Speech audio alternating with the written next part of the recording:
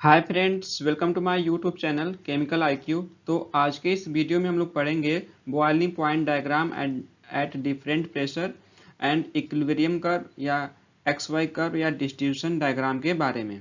ठीक है, जैसा कि हम लोग पिछले वीडियो में पढ़े थे boiling point diagram at any constant pressure. ठीक है, किसी एक प्रेशर पे बॉइलिंग पॉइंट डायग्राम कैसे ड्रॉ करते हैं, उसका यूज क्या है। ठीक है, और उसमें क्या क्या डेफिनेशन टर्म्स आए हुए थे, उन सारी चीज़ों को हमने डिफाइन किया हुआ था। ठीक है, तो अगर वही बॉइलिंग पॉइंट डायग्राम हम अलग अलग प्रेशर पे ड्रॉ करें तो वो डायग्राम कैसा बनता है और उसका मीनिंग क्या होता है, उसका मतलब क्या होता है, डिस्टिलेशन का उसका फर्क क्या पड़ता है प्रेशर बढ़ाने पे, तो वो सारी चीज़ें हम लोग इस वीडियो में कवर करेंगे। ठीक है, तो उसी तरीके से हम लोग इक्विलिब्रियम कर्व के बारे में भी इस वीडियो में पढ़ेंगे। इक्विलिब्रियम कर्व या एक्स वाई कर्व या डिस्ट्रीब्यूशन डायग्राम या डिस्ट्रीब्यूशन कर्व, ये किसी एक प्रेशर पे होगा जैसे बॉइलिंग पॉइंट डायग्राम होगा। ठीक है, और उसी तरीके से अलग अलग प्रेशर पे भी इक्विलिब्रियम डायग्राम को भी हम लोग ड्रॉ करेंगे। ठीक है, और उसके सिग्निफिकेंस को भी देखेंगे कि उसका मतलब यूज क्या है डिस्टिलेशन में और उसको यूटिलाइज कैसे करते हैं डिस्टिलेशन में, और उस इन सारे कर्व्स के द्वारा हमको डिस्टिलेशन के बारे में क्या चीज़ें मालूम चलती हैं। ठीक है, तो प्लीज़ आप लोग पूरा वीडियो देखिएगा, बहुत ही अच्छा वीडियो होने वाला है ये, और आपके जो भी कम्पिटिटिव एग्जाम होंगे उसके पॉइंट ऑफ व्यू से ये बहुत ही इंपॉर्टेंट क्वेश्चन है, क्योंकि सीधे सीधे इस टॉपिक से क्वेश्चन आपके एग्जाम में पूछे गए हैं और पूछे भी जा सकते हैं इन फ्यूचर में। ठीक है, तो और इसी के साथ ही अगर आपको ये वीडियो पसंद आता है, इंफॉर्मेटिव लगता है, तो आप चैनल को सब्सक्राइब भी कर सकते हैं। ठीक है, मेरा चैनल है केमिकल आईक्यू, आप सर्च करेंगे तो ये आपको पहले नंबर पे ही मिल जाएगा। ठीक है, तो चलिए हम लोग शुरू करते हैं।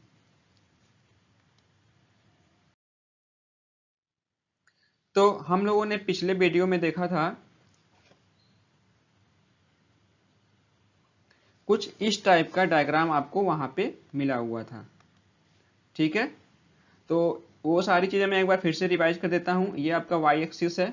ठीक है, और ये आपका ओरिजिन पॉइंट हो गया, और ये आपका क्या है, एक्स एक्सिस है।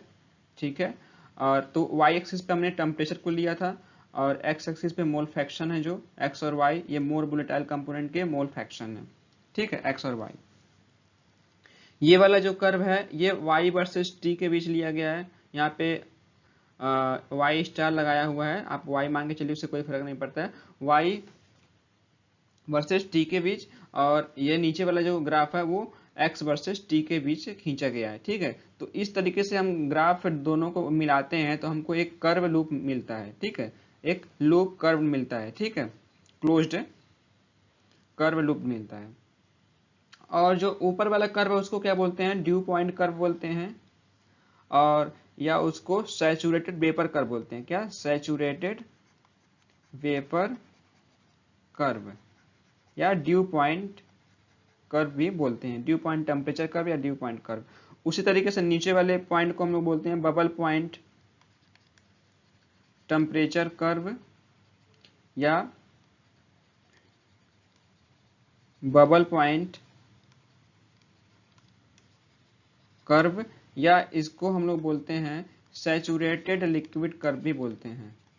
ठीक है, एक बार मैं रिवाइज कर दे रहा हूँ सारी चीज़ें। ये वाला जो हमारा पूरा एरिया था, जो सैचुरेटेड लिक्विड कर्व के जो नीचे वाला पूरा एरिया है, ये वाला, ये लिक्विड फेज को दर्शाता है। और इसी तरीके से जो ये सैचुरेटेड वेपर कर्व है या ड्यू पॉइंट कर्व है, उसके ऊपर का पूरा पोर्शन है वो वेपर फेज को दर्शाता है। ठीक है, इस एरिया में कोई भी पॉइंट लेंगे तो आपको वेपर को वो रिप्रेजेंट करेगा, वो वेपर फॉर्म में ही होगा। और उसी तरीके से आप इस एरिया में कोई भी पॉइंट लेंगे तो वहाँ पे वो लिक्विड फेज में होगा। लेकिन इन कर्व के बीच में, ये जो हमारा लूप कर्व बना है, इस कर्व के बीच में कोई पॉइंट लेंगे तो यहाँ पे लिक्विड और वेपर फेज दोनों प्रेजेंट रहेंगे। ठीक है, तो ये हमारा एल और वी फेज हो गया, लिक्विड और वेपर फेज यहाँ पे दोनों प्रेजेंट रहते हैं। ठीक है, तो ये सारी चीज़ें पीछे की हैं, पीछे हमने बहुत ही अच्छे तरीके से इसको रिवाइज किया हुआ है, बताया गया है, यहाँ पे हम लोग रिवाइज कर रहे हैं। और ये तो हो गया किसी कांस्टेंट प्रेशर पे। देखिए यहाँ पे लिखा है प्रेशर कांस्टेंट है, मतलब किसी कोई प्रेशर कांस्टेंट करके हम क्या कर रहे हैं, इस ग्राफ को ड्रा कर रहे हैं एट डिफरेंट डिफरेंट टेम्परेचर पे। देखिए यहाँ पे टेम्परेचर हमारा वाई एक्सिस पे, इसका मतलब टेम्परेचर हमारा वेरी करा रहे हैं। ठीक है, डिफरेंट डिफरेंट टेम्परेचर पे। लेकिन अब हम क्या करेंगे, डिफरेंट डिफरेंट प्रेशर पे इस ग्राफ को हम लोग ड्रॉ करेंगे, तो उसको देखेंगे कि वो कैसे मिलता है। ठीक है, तो चलिए देखते हैं। तो ये देखिए आपको ये मैं मिटा दे रहा हूँ, आप लोग देख लीजिएगा, वो सारी चीज़ें मैंने बताई हुई है। ठीक है, तो ये वाला जो ग्राफ है, मान लीजिए ये किसी प्रेशर PT1 पे है। ठीक है, तो PT1 इसमें कहाँ मिला हुआ है, ये देखिए, ये वाला जो ग्राफ है, ये जो पहला ग्राफ है, ये दूसरा, ये तीसरा, ये चौथा और ये पांचवा।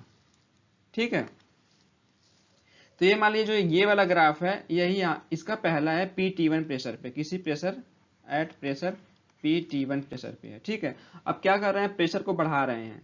ठीक है, तो प्रेशर को बढ़ाते हैं तो आपको मालूम होगा कि जो बॉइलिंग पॉइंट है किसी भी कंपोनेंट का, जब हम प्रेशर बढ़ाते हैं तो उसका बॉइलिंग पॉइंट क्या होता है, इंक्रीज करता है। कब, जब उसका हम लोग प्रेशर क्या करते हैं, इंक्रीज करते हैं। जब प्रेशर इंक्रीज करेंगे तो बॉइलिंग पॉइंट भी इंक्रीज होगा। ठीक है, तो ये वाला जो पॉइंट था क्या था, मोर वोलेटाइल जो कंपोनेंट था या जिसका बॉइलिंग पॉइंट कम था उसको दर्शा रहा था, और ये वाला जो पॉइंट था क्या हो रहा था, जो लेस वोलेटाइल था या जिसकी बॉइलिंग पॉइंट ज़्यादा थी उसको दर्शा रहा था। ये वाला पॉइंट उसके बॉइलिंग पॉइंट को दर्शा रहा था। ठीक है, तो जब हम प्रेशर बढ़ाएंगे PT1 से कोई प्रेशर PT2 करेंगे, ये PT2 प्रेशर करेंगे। ठीक है, जिसमें जो PT1 है वो कम है PT2 से। ठीक है, तो जब PT1 से बढ़ाकर PT2 प्रेशर करेंगे तो ये जो इनके बॉइलिंग पॉइंट हैं, जो लेस वोलेटाइल कंपोनेंट है और मोर वोलेटाइल, उनके बॉइलिंग पॉइंट ऊपर की तरफ शिफ्ट होंगे, मतलब कि वो और अधिक टेम्परेचर पे क्या होंगे, बॉयल होंगे। ठीक है, तो देखिए ये वाला पॉइंट क्या हो गया, यहाँ पे शिफ्ट हो गया। अगर इसको मान लें A पॉइंट, इसको B, इसको C, इसको D, इसको E पॉइंट मान लें। ठीक है, इसी तरीके से इनको भी मान सकते हैं, F, G, H और ये I और ये J। ठीक है, ये वाला पॉइंट जो है यहाँ पे।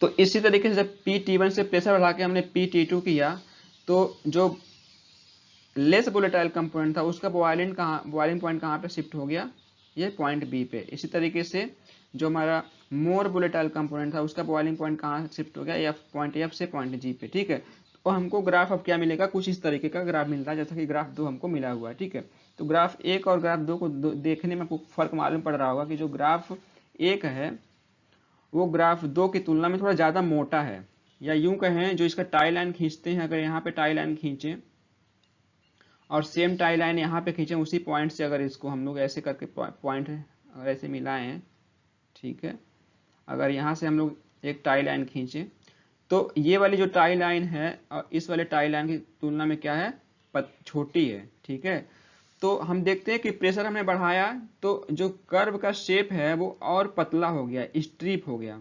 ठीक है, देखिए मोटा सा दिख रहा था, इसका जैसे लगा ऐसा पेट फूला हुआ है। ठीक है, लेकिन यहाँ पे जैसे प्रेशर हमने PT2 पे ले गया तो इसका पेट पचक गया या फिर और पतला हो गया। ये इसका मतलब कि जो टाई लाइन है और छोटी हो जा रही है प्रेशर बढ़ाने पे। ठीक है, तो ये मालूम चला।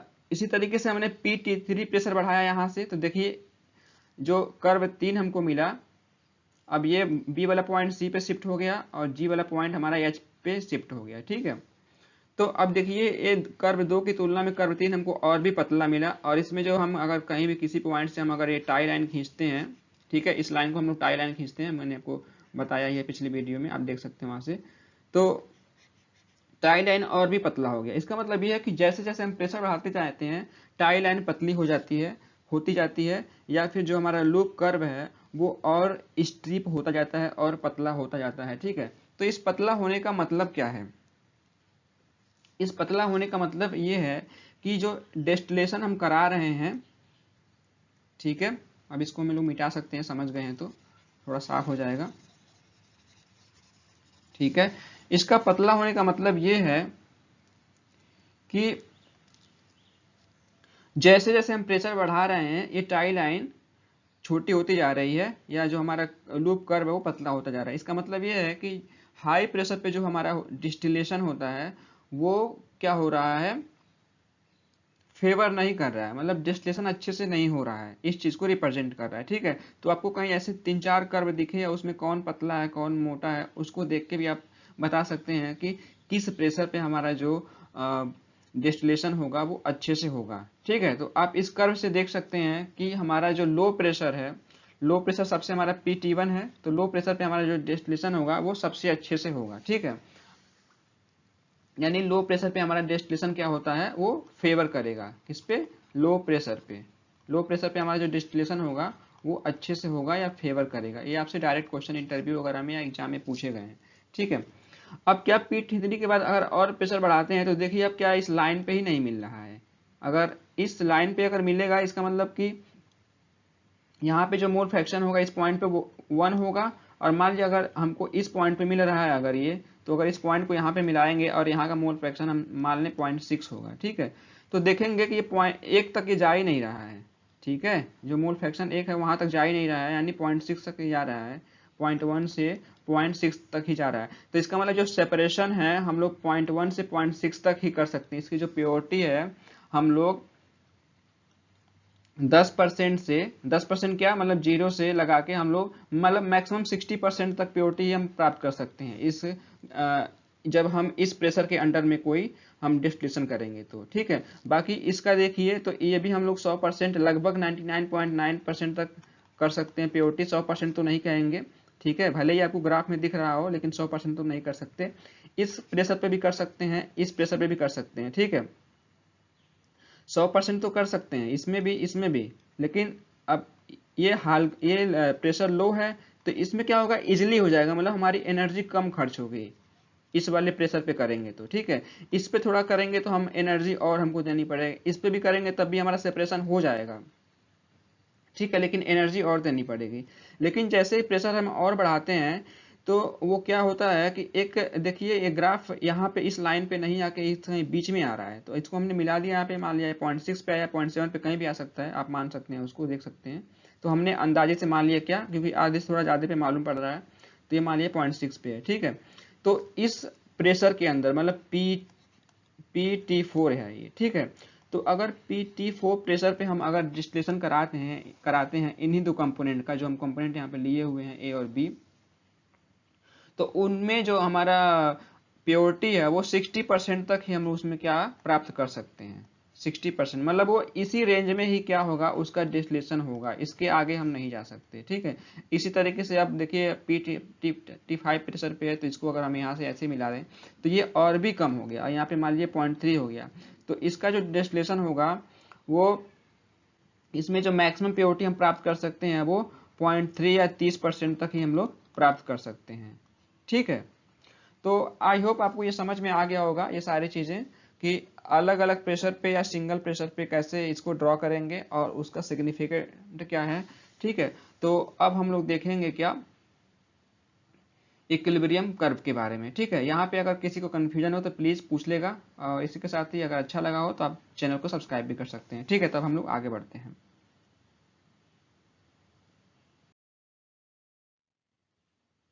तो अब हम लोग पढ़ेंगे किसके बारे में, बॉइलिंग पॉइंट, माफ कीजिएगा, इक्विलिब्रियम कर्व के बारे में। इक्विलिब्रियम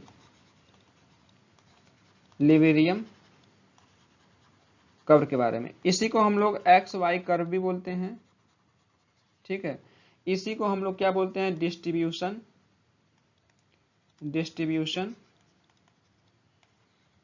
कर्व भी बोलते हैं, ठीक है। तो ये तीनों नाम एक ही है। तो ये जो कर्व होता है ये, इसमें हम लोग x और y के बीच में ग्राफ खींचते हैं। x और y के बीच, जैसे यहाँ पे नाम है तो नाम से ही मालूम चल जाता है कि ये x और y के बीच में ग्राफ खींचते हैं। जैसा कि हम लोग पिछले वीडियो में हमने क्या किया था, इस एक्सिस पे x और y दोनों को लिया था, यहाँ पे टेम्परेचर को T को लिया था। तो वो बॉइलिंग पॉइंट डायग्राम हमको कुछ इस तरीके से मिला हुआ था, माफ कीजिएगा, यहाँ पे हमको कुछ इस तरीके से वो ग्राफ मिला हुआ था, ठीक है। इस तरीके थोड़ा अच्छे से आप बना लीजिएगा, ठीक है। लेकिन अब यहाँ पे ये T था, लेकिन अब हम x y के बीच में ग्राफ खींचते हैं, मतलब कि इस एक्सिस पे हम x को लेंगे और इस एक्सिस पे हम लोग y के लेंगे। y क्या था हमारा, जो गैसियस फेज था या वेपर फेज था उसमें कंपोनेंट A मतलब मोर वोलेटाइल कंपोनेंट का क्या था, मोल फ्रैक्शन था, ठीक है। और वैसे ये जो मोर वोलेटाइल कंपोनेंट था उसका लिक्विड फेज का कंपोजिशन या मोल फ्रैक्शन था। तो इनके बीच ग्राफ खींचते हैं तो हमको कुछ इस तरीके का, चूंकि ये 0 से 1 तक ये भी होगा और 0 से 1 तक हमारा y भी होगा, मोल फ्रैक्शन है तो हमारा 0 से 1 तक ही ये वेरी करता है, ठीक है। तो इसका जो ग्राफ खींचते हैं तो हमको कुछ इस तरीके का ग्राफ बनता है, इसको हम मिला लेते हैं। तो हम जब ग्राफ खींचते हैं तो हमको कुछ इस तरीके का ग्राफ मिलता है, मतलब ये हम जो डायगोनल है इसके ऊपर हमको ग्राफ मिलता है। तो इसी हम लोग ग्राफ को, इसी कर्व को क्या बोलते हैं, इक्विलिब्रियम कर्व बोलते हैं। ये बहुत ही इंपॉर्टेंट चीज़ है। आप जब आगे पढ़ेंगे रेक्टिफिकेशन डिस्टिलेशन के बारे में तो वहाँ पे इसी ग्राफ के हेल्प से हम ज्ञात करेंगे कि कितने नंबर्स ऑफ प्लेट्स आप डिस्टिलेशन कॉलम में लगाएंगे। वो चीज़ कैसे ज्ञात करेंगे हम लोग आगे वीडियो में देखेंगे, ठीक है। अब इसको थोड़ा मिटा देते हैं, हम लोग थोड़े और चीज़ें डिस्कस करते हैं।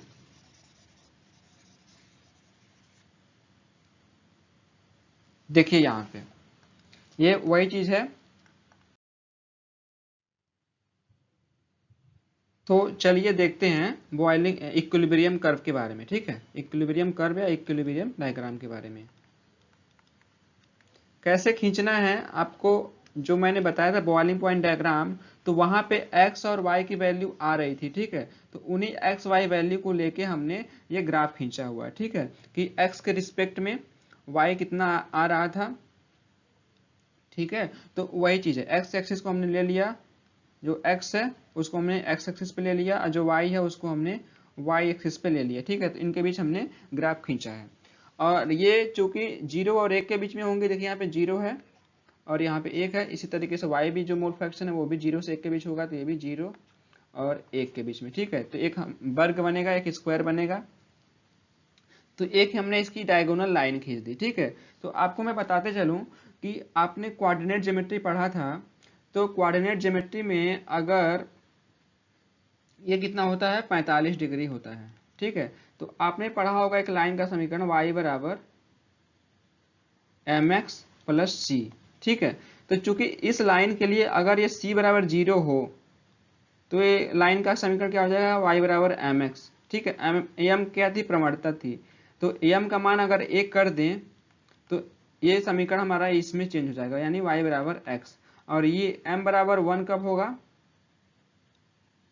m बराबर 1 कब होगा, जब tan 45 डिग्री रहेगा, ठीक है। जब इस थीटा का मान जो होगा tan 45 डिग्री होगा तो m बराबर 1 हो जाएगा, ठीक है। तो देखिए जो हमारा लाइन का समीकरण था ये जो किसको प्रदर्शित कर रहा है, y बराबर x को। यानी इस लाइन पे आप कोई भी पॉइंट ले लें तो वहां पे जो हमारा x एक्सिस का जो पॉइंट मिलेगा और जो y एक्सिस का पॉइंट मिलेगा दोनों बराबर होंगे। आप कोई भी पॉइंट ले लीजिए, मान लीजिए यही पॉइंट ले लीजिए, ठीक है। तो आप इसको यहाँ से मिला रहे हैं तो देखिए ये क्या है, यहाँ पे ये 0.5 मिला, और यहीं से अगर नीचे आप आएंगे तो ये भी हमारा 0.5 मिलेगा, ठीक है।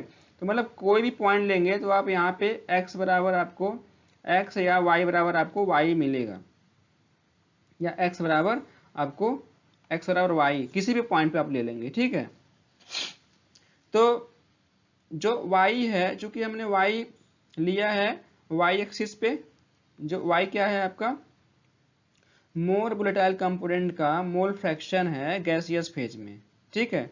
तो चूंकि नॉर्मल सी बात है, जब हम उसको हीटअप करते हैं तो जो गैसियस फेज है उसमें हमारा मोर वोलेटाइल कंपोनेंट ज़्यादा जाता है in compare to less volatile component के, ठीक है। अगर ये y ये माने और ये y भी माने, ठीक है, y भी जो हमारा क्या है लेस वोलेटाइल कंपोनेंट है, y ये जो हमारा क्या है, ये जो हमारा है मोर वोलेटाइल कंपोनेंट है, ठीक है। तो गैसियस फेज में जो y ये होगा वो ज़्यादा होगा इन कंपेयर टू y भी, ठीक है। तो इसलिए ये हमारा क्या मिलेगा, इस कर्व से ऊपर की तरफ हमको मिलेगा इसका कर्व, ठीक है। तो इसलिए हमको अगर जैसे जैसे पॉइंट आपको सारे पॉइंट मिलेंगे, अलग अलग पॉइंट मिलेंगे अलग अलग x वैल्यू के लिए, तो आप ऐसे इसको मिलाते जाएंगे तो हमको कुछ इस टाइप का ग्राफ मिलेगा। तो इसी ग्राफ को हम लोग बोलते हैं क्या, इक्विलिब्रियम कर्व या इक्विलिब्रियम डायग्राम या एक्स वाई डायग्राम या डिस्ट्रीब्यूशन कर्व बोलते हैं, ठीक है। देखिए यहाँ पे लिखा है रेड, जो रेड वाली लाइन है उसको हमने यहाँ पे लिखा है इक्विलिब्रियम कर्व y बराबर एफ एक्स, ठीक है। और ये क्या है, डायगोनल है, ठीक है। तो अगर हम जो सेपरेशन कर रहे हैं, एक पॉइंट इसमें और कर देता हूं मैं, अगर सेपरेशन हम जो कर रहे हैं, अगर वो किसी ऐसे कंपोजिशन का सेपरेशन कर रहे हैं कि जो गैस फेज मिल रहा है हमको और जो लिक्विड फेज है ये दोनों आपस में बराबर हैं, ठीक है। चूंकि गैस फेज में मिला और वही लिक्विड फेज में मिला, मतलब कि जो कंपोजिशन हमारा गैस फेज का है वही कंपोजिशन हमारा लिक्विड फेज में है मोर वोलेटाइल कंपोनेंट का, तो हमारा सेपरेशन नहीं हो रहा है, ठीक है। तो ये चीज़ भी हम आगे पढ़ेंगे जब हम लोग पढ़ेंगे एजियोट्रोप, ठीक है, एजियोट्रोप, ठीक है। तो वो चीज़ हमको आगे मिलेगी। तो उस कंडीशन में हम कैसे सेपरेशन करते हैं, कैसे डिस्टिलेशन करते हैं, तो वो चीज़ हम आगे पढ़ेंगे। स्टीम डिस्टिलेशन वगैरह करते हैं उनका, तो वो चीज़ बात की बात है, ठीक है। तो ये चीज़ हो गया। तो अगर कोई भी पॉइंट x इस पे आ जाता है, जो भी x वैल्यू की, जो x और y में हम ग्राफ खींच रहे हैं, ठीक है, तो मतलब कि इस पॉइंट पे हमारा क्या होगा, सेपरेशन नहीं हो पाएगा, ऑपरेशन सीज हो जाएगा। क्योंकि जो भी हम चीज़ गर्म कर रहे हैं, मान लीजिए यहाँ पे कुछ भी गर्म कर रहे हैं, तो यहाँ पे जो XA है और यहाँ पे YA है, वाई हमारा गैसियस फेज है, तो वाई को जब ठंडा किए तो ये भी जब ठंडा होने के बाद चूंकि लिक्विड फेज में आएगा, और ये भी ठंडा करने के बाद ये एक्से हो गया, और ये एक्से के बराबर हो गया हमारा, ठीक है, वाई, ठीक है। तो अगर ऐसा होता है तो वो हमारा सेपरेशन वहाँ पे पॉसिबल नहीं होता है, ठीक है। तो इस पॉइंट को या ऐसे फिनोमेना को हम लोग क्या बोलते हैं, एजियोट्रोप बोलते हैं, ठीक है। तो वो चीज़ बाद में हम लोग डिस्कस करेंगे, ठीक है। तो ये जो ग्राफ खींचा गया है, ये भी किसी कांस्टेंट प्रेशर P पे खींचा गया है, या PT1 पे खींचा गया है, ठीक है। तो इसको भी हम लोग डिफरेंट डिफरेंट प्रेशर पे ज्ञात करेंगे। जैसे कि हम लोग बॉइलिंग पॉइंट डायग्राम को खींचे, तो उसके लिए हम देखते हैं कैसे मिलता है। इसको थोड़ा मिटा के एक पॉइंट इसमें और डिस्कस कर लेते हैं। जैसे कि ये जो ग्राफ खींचे हम लोग मोर वोलेटाइल कंपोनेंट के लिए खींचे हैं, ठीक है। अगर यही ग्राफ हम लेस वोलेटाइल कंपोनेंट के लिए खींचे, ये मोर वोलेटाइल कंपोनेंट के लिए है, मतलब कंपोनेंट ए के लिए है, ठीक है। अगर हम कंपोनेंट बी, मतलब जो कि लेस वोलेटाइल कंपोनेंट है, उसके लिए ग्राफ खींचे, तो उसका ग्राफ हमारा नीचे मिलेगा। जैसे ये ऊपर की तरफ मिल रहा है, उसका ग्राफ ऐसे नीचे की तरफ मिलेगा, ठीक है। तो इस चीज को भी ध्यान देना है कि अगर आप इस डायगोनल से नीचे कोई ग्राफ है, तो इसका मतलब वो किसके लिए है, लेस वोलेटाइल जो कंपोनेंट है उसके लिए ग्राफ है वो, ठीक है। तो ये चीज भी ध्यान रखना है। और ये जो किसके लिए, मोर वोलेटाइल कंपोनेंट के लिए, क्योंकि ये डायगोनल से ऊपर आता है, ठीक है। तो अब हम लोग आगे देखते हैं।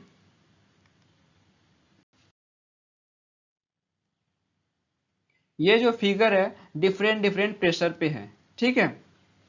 तो वही ग्राफ वही है, बस अलग अलग प्रेशर पे है। तो ये जो हम पीछे जस्ट जो पीछे ग्राफ खींचा था, वो वाला ग्राफ मान लीजिए, ये वाला ग्राफ है PT1 प्रेशर पे, ठीक है। अब यहाँ पे क्या है, PT1 ग्रेटर देन, माफ कीजिएगा, ये लेस देन होगा, ये less than PT2 less than PT3 less than PT4, ऐसे करके है। मतलब कि सबसे कम प्रेशर PT1 है, उसके बाद उससे बड़ा ये बढ़ते हुए क्रम में है PT2 है, उससे ज़्यादा PT3 है, उससे ज़्यादा PT4 है, ठीक है। तो जैसे देखिए, जो PT1 प्रेशर पे हमने ग्राफ खींचा, तो ग्राफ कुछ ज़्यादा ही उसका पेट निकला हुआ है, देख रहे हैं इस वाले ग्राफ को, ठीक है। कुछ ज़्यादा है इसका पेट, क्या है, ऐसे निकला हुआ है, कर्व कुछ ज़्यादा है, ठीक है, मोटा थोड़ा लग रहा है, ठीक है।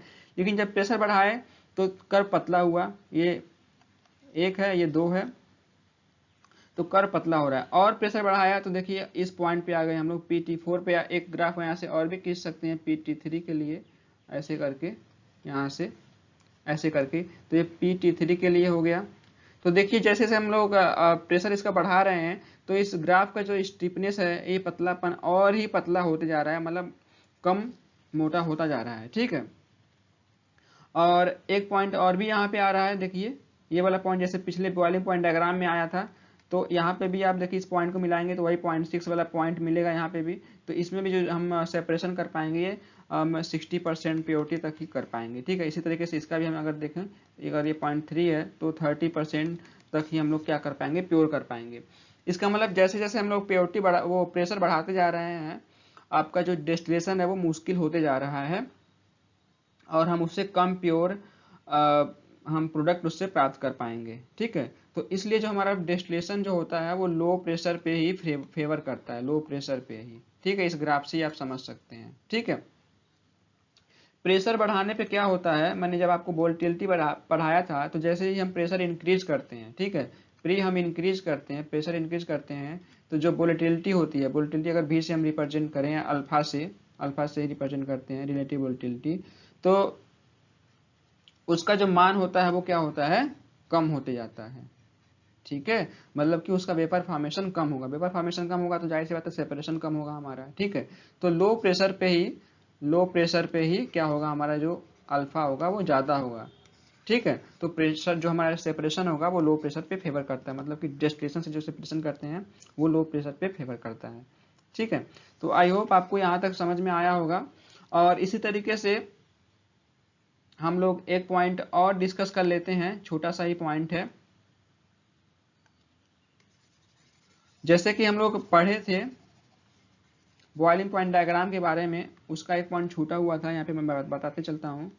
ग्राफ कुछ इस तरीके से खींचा गया था। ठीक है, तो ये जो ग्राफ खींचा गया था ये किसके लिए था? मोर वोलेटाइल कंपोनेंट के लिए। ये पूरा ग्राफ है किसके लिए? कंपोनेंट ए के लिए। ठीक है, लेकिन अगर यही ग्राफ हम लोग सेम ऐसे ही खींचे, ये हमारा टी था, ये हमारा एक्स वाई था।